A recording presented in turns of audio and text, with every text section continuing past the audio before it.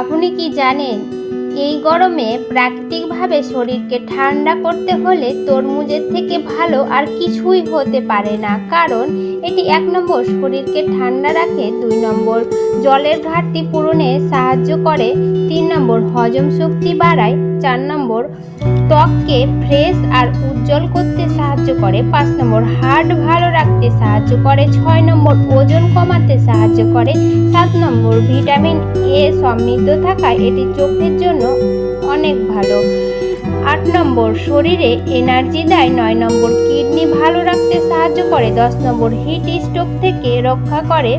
তরমুজে প্রাকৃতিকভাবে মিষ্টি রয়েছে, তাই এটি খেলে আলাদাভাবে আর মিষ্টি খাওয়ার প্রয়োজন হয় না বা ইচ্ছেও করে না।